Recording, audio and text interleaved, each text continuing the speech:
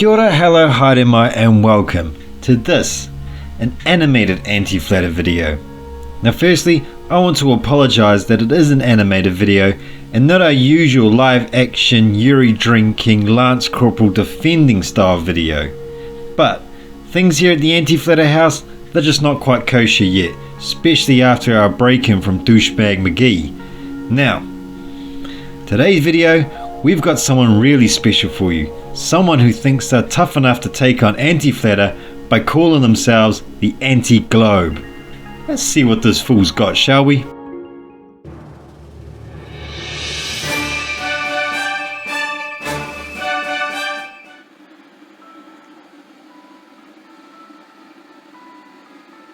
What? It's a ship. It's a pretty ship, sure, but it's still just a ship. Alright, watch how quickly the ship starts to vanish behind this drop off. That would have to be extremely steep. Oh, fuck me, that was quick. Almost like you did a jump frame. Now, how the fuck are we supposed to watch this ship's speed if you're just gonna keep jumping the shot, dick? For it to disappear that quickly. But also, look at how it remains completely vertical, too, while it drops over a supposed declination. That's because the Earth is massive compared to the ship. At its distance, the change in angle would be fuck all. Isn't that weird? And also, if you take an equidistant triangle where you put an observer off to the side and it remains equidistant from you and the ship, that observer isn't gonna see the ship going over any curvature. The fuck did you just say? No. If observer B was in line with you and the ship was moving away, then of course observer B is still gonna see the ship moving over the horizon, you fucking idiot. Supposed curvature. It would just be a straight line that the observer sees the ship passing over. So the observer would see the ship going over a straight line. Tell me, do you think before you speak, or is your mouth just set constantly to verbal diarrhea? Whoa, another jump? So much for watching how fast that ship can go over the curve, right? Crazy, right? And it's almost like it remains almost at the same distance. Like it appears to remain at the same distance to the observer. Almost. You fucking what? No, it doesn't. Mate, I think you need to get your bloody eyes checked. Even though it's moving away from you. Oh, holy crap, man. What the fuck have you been watching? Well, that's at least one video down, and so far, I'm not impressed. What's next? Water destroys the globe. This isn't gonna be a fucking gravity one now, is it? Mass supposedly attracts mass. The bigger the mass, the greater the attraction. Oh, for fuck's sakes it is. Oh well. Go on. On Earth, our lowest elevation is, well, our overall elevation that we refer to is sea level, being quote-unquote like the neutral elevation point. You can be, of course you can be below that elevation. There's places lower than that elevation, but that elevation is lower than the rest of the mass. Okay, maybe gather your thoughts and think about what you want to say first. But then, you seem incapable, so let me help you. Sea level is the average level of the surface of one or more bodies of water from which height, such as elevation, can be measured. So why does the water rest at the weakest part on the mass?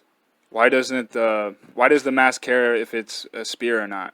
Why isn't the mass that is above sea level?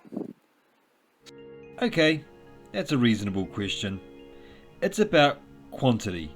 Now all the water is being pulled inwards and conforming to the Earth's surface. The mountains and hills stay dry much in the same way that the top of the marshmallows stay dry when you put them in a cup of hot chocolate. Covered in bodies of water. Why isn't water flowing uphill where the mass is greater? Why does it flow downhill where the mass is weaker? Okay, here's a map of the subtle changes in Earth's gravity. Notice that the mountains and hills have no effect, much in the same way as Pratt's barbecue had no effect either. To me, this disproves the globe entirely, because you need bigger mass in the heliocentric cosmology for it to work. And to me, this proves that you are a moron. Try understanding the model you want to debunk first. Like the sun has to have the biggest mass so that everything is attracted to it. But if you look at Earth, we have places where the mass is much greater than the perfect water ball. No, the changes amount to fuck all. And hills and mountains are not their own gravity well. And the water should be there. It shouldn't be at the lowest elevation. If water flows at all, it should be flowing to the most force that is acting on it. And that should be where the most mass is. It shouldn't be doing the contraire, going towards the weaker part. It is, you dick. The water, like everything else, is held to the earth by gravity. You know what? I'm done with your sea level crap. You've got one last chance before I'm out. So what's this next video? Flat Earth? No reason. Well, let's hope this one makes more sense. Globe earthers will often ask flat earthers why dense objects fall down instead of up through the medium that is less dense. Yeah? So, why? When they themselves claim, without any explanation, that objects that are dense or bigger, heavier, will cause other objects to come toward it. What the fuck? There are plenty of explanations, you ignorant fuck. with no explanation. Even space-time is being bent due to the weight, and this fabric is affected by how much weight each object contains. Firstly, weight is subjective to the body that you're on. But let's give you the benefit of the dumb fuck and assume that you meant mass. Now, what you're showing here is Einstein's take on gravity. So the effect will be different for each object if it has different weight. Like the Earth. Earth's space-time force isn't as big as the sun's. No shit. What's your point? The sun's would be a lot bigger than this.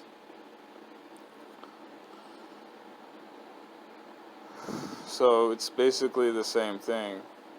You have weight in the universe that isn't being explained, a density, if you will, objects going towards the heavier object for no reason. But it is being explained. I mean, fuck. Here is your own screen showing how it can work. So on Earth, objects go toward the obvious heavier object, Earth, for no reason. Now, normally people like to pull out the desert file for this one, but I have a certain level of vanity about myself. So, Lance Corporal? Gravity, dick.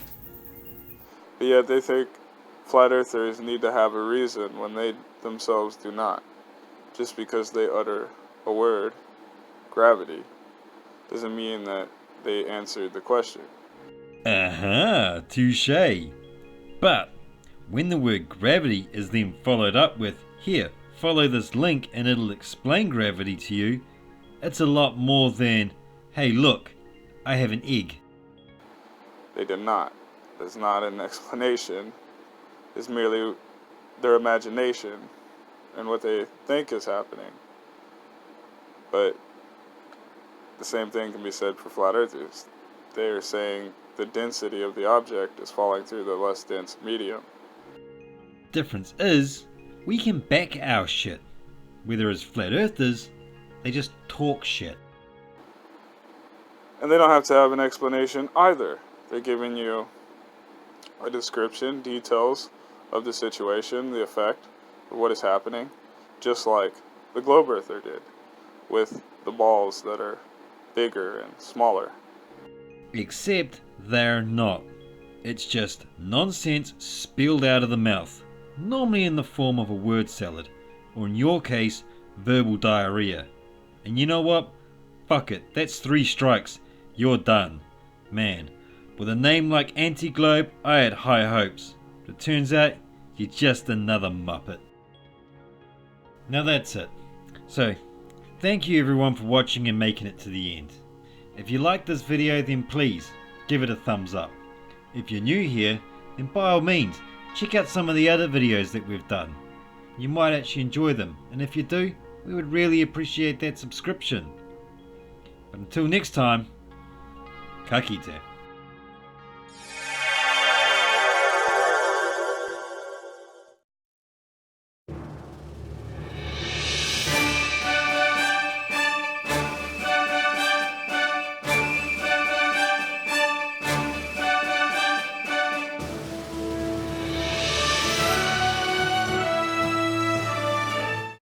Zimila Kluga, Zimila Kluga, Zimila Kluga, Zimila Kluga, Zimila Kluga.